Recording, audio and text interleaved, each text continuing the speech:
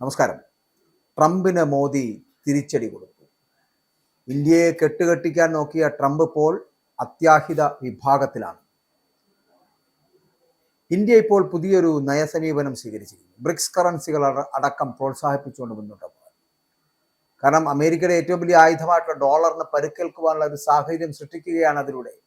അതാണ് ട്രംപിന് മോദി കൊടുക്കുന്ന തിരിച്ചടി എന്ന് പറയപ്പെടുന്നത്.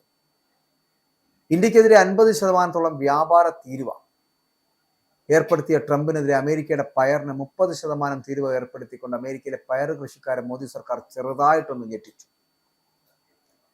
ഇപ്പോഴിതാ ബ്രിക്സ് രാജ്യങ്ങൾക്കിടയിലുള്ള ഇടപാടുകൾ, ആ ഇടപാടുകൾക്ക് അതത് രാജ്യങ്ങളിലെ കറൻസി ഉപയോഗിക്കുവാനുള്ള നിർദ്ദേശവുമായിട്ട് റിസർവ് ബാങ്ക് രംഗത്തെത്തിയിരിക്കുന്നു. ഇത് അമേരിക്കയിലെ ഏറ്റവും വലിയ ആയുധമായിട്ടുള്ള ഡോളറിനെ ദുർബലപ്പെടുത്തുമോ എന്നുള്ള ആശങ്ക വരുന്നു. ബിറ്റു ബോംബറോ സ്റ്റെൽത്ത് ജെറ്ററുകളോ യുദ്ധ ടാങ്കുകളോ അല്ല അമേരിക്കയുടെ കരുത്ത് എന്ന് പറയാം.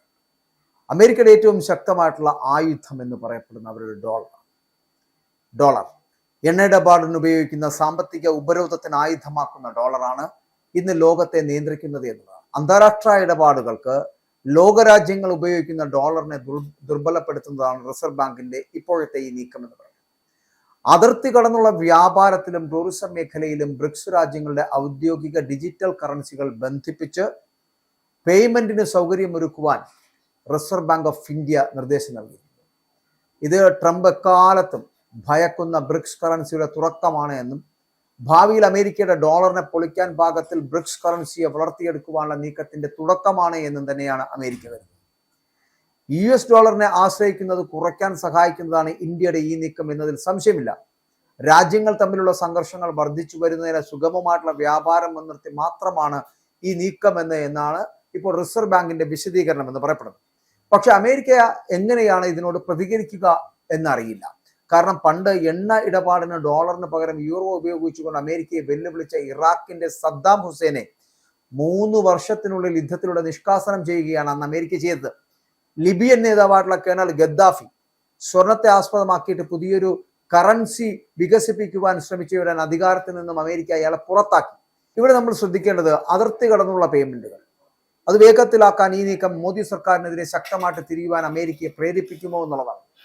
ബ്രസീലിലെ റിയോ ഡി ജനീറോയിൽ കഴിഞ്ഞ വർഷം നടന്ന ബ്രിക്സ് ഉച്ചകോടിയിൽ നടത്തിയ ഒരു പ്രഖ്യാപനത്തെ അതിനെ അടിസ്ഥാനമാക്കിയുള്ള ഒരു നിർദ്ദേശം അതിർത്തി കടന്നുള്ള ഇടപാടുകളുടെ കാര്യക്ഷമത മെച്ചപ്പെടുത്തുന്നതിന് അംഗരാജ്യങ്ങളുടെ പേയ്മെന്റ് സംവിധാനങ്ങൾക്കിടയിൽ അമേരിക്കൻ ഡോളറിന് പകരം അതത് രാജ്യങ്ങളിലെ കറൻസികൾ കൂടുതലായിട്ട് ഉപയോഗിക്കുവാൻ നിർദ്ദേശിച്ചിരുന്നു. ആ നിർദ്ദേശമാണ് ഇപ്പോൾ ഇന്ത്യയുടെ കേന്ദ്ര ബാങ്കായിട്ടുള്ള റിസർവ് ബാങ്ക് ഓഫ് ഇന്ത്യ അത് നടപ്പാക്കാൻ ശ്രമിക്കുന്നത്.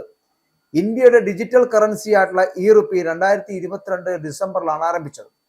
ഇതിനുശേഷം ഏകദേശം 70 ലക്ഷത്തോളം റീറ്റെയിൽ ഉപയോക്താക്കൾ ഇതിന് ലഭിച്ചു അല്ലെങ്കിൽ ഇത് ഉപയോഗിച്ചു വരുന്നു. അതേസമയം തങ്ങളുടെ ഡിജിറ്റൽ കറൻസി ആയിട്ടുള്ള ഡിജിറ്റൽ യുവാന്റെ അന്താരാഷ്ട്ര ഉപയോഗത്തെ വ്യാപിപ്പിക്കുവാൻ പദ്ധതിയുണ്ടെന്ന് ചൈന വ്യക്തമാക്കുന്നത് പോലും ഇതിനു ശേഷമാണ്.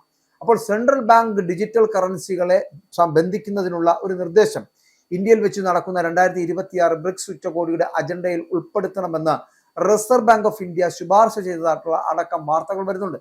അപ്പോൾ അതിർത്തി കടന്നുള്ള പേയ്മെന്റുകൾ വേഗത്തിലാക്കുവാനും കറൻസിയുടെ ആഗോള ഉപയോഗം വികസിപ്പിക്കുവാനും ഇന്ത്യയുടെ ഈ റുപ്പിയെ മറ്റു രാജ്യങ്ങളുടെ CBCDകളുമായിട്ട് ബന്ധിപ്പിക്കുന്നതിനുള്ള വഴികൾ തേടുകയാണ് RBI പരസ്യമായി ചെയ്തിട്ടുള്ളത്. അതേസമയം ഡോളറിന് പകരമായിട്ട് പ്രോത്സാഹിപ്പിക്കുന്ന ഈ ശ്രമം ഉദ്ദേശിച്ചിട്ടല്ല എന്ന് ഇന്ത്യ വ്യക്തമാക്കുകയും ചെയ്യുന്നുണ്ട്.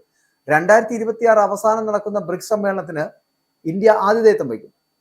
റിസർവ് ബാങ്ക് ഓഫ് ഇന്ത്യയുടെ ശുപാർശ അംഗീകരിക്കപ്പെട്ടാൽ ബ്രിക്സ് അംഗങ്ങളുടെ ഡിജിറ്റൽ കറൻസികളെ ബന്ധിപ്പിക്കുന്നതിനുള്ള ഒരു നിർദ്ദേശവും ഇതിൽ വെച്ചുണ്ടാവുകയും ചെയ്യും. ബ്രിക്സ് രാജ്യങ്ങളിലൊന്നും അവരുടെ ഡിജിറ്റൽ കറൻസികൾ പൂർണ്ണമായിട്ട് ആരംഭിച്ചിട്ടില്ല. എന്നാൽ സംഘടനയിലെ പ്രധാന 5 അംഗങ്ങളും പൈലറ്റ് പ്രോജക്റ്റുകൾ നടത്തുന്നുണ്ട്. ബ്രസീൽ, റഷ്യ, ഇന്ത്യ, ചൈന, ദക്ഷിണാഫ്രിക്ക എന്നിവയാണ് ഈ ബ്രിക്സിലെ 5 അംഗരാജ്യങ്ങൾ എന്ന് പറയപ്പെടുന്നത്. ഈ അംഗരാജ്യങ്ങളുടെ കൂട്ടത്തിൽ കേവൻ ആരാണ് എന്ന് ചോദിച്ചാൽ ഇന്ത്യ തന്നെയാണ്. ഇന്ത്യയുടെ അത്തരത്തിലുള്ള രീതികൾ ട്രംപിന് തന്നെ വളരെ വലിയ തിരിച്ചടിയാവുന്നുണ്ട്. ഇവിടെ ഇന്ത്യയെ കെട്ടുകെട്ടിക്കാനാണ് 500ഉം 1000ഉം ഒക്കെ ശതമാനം തീരുവ ഏർപ്പെടുത്തുവാൻ ട്രംപ് നടത്തിയ ശ്രമം. പക്ഷേ ഇന്ത്യക്കെതിരെ 50% വ്യാപാര തീരുവ ഏർപ്പെടുത്തിയ ട്രംപിനെതിരെയാണ് അമേരിക്കയുടെ പയറിന് 30% തീരുവ ഏർപ്പെടുത്തിയ അമേരിക്കയിലെ പയർ കൃഷിക്കാരെ അടക്കം മോദി സർക്കാർ ഞെട്ടിച്ചിരിക്കുന്നത്. ഇത് ലഭിച്ചിരിക്കുന്ന തല്ലെന്ന് പറയപ്പെടുന്ന ട്രംപിനാണ്. വളരെ കൃത്യമായിട്ടുള്ള തിരിച്ചടി മുഖത്ത് കൊടുത്തിരിക്കുകയാണ് നരേന്ദ്രമോദി ട്രംപിന്. അപ്പോൾ ഇന്ത്യയെ കെട്ടുകെട്ടാൻ നോക്കി അവസാനം ട്രംപ് തന്നെ ICUയിലേക്ക് എത്തപ്പെടുന്ന ഒരു സ്ഥിതിവിശേഷത്തിലേക്ക് എത്തിയിരിക്കുന്നു എന്ന് വേണമെങ്കിൽ പറയാം.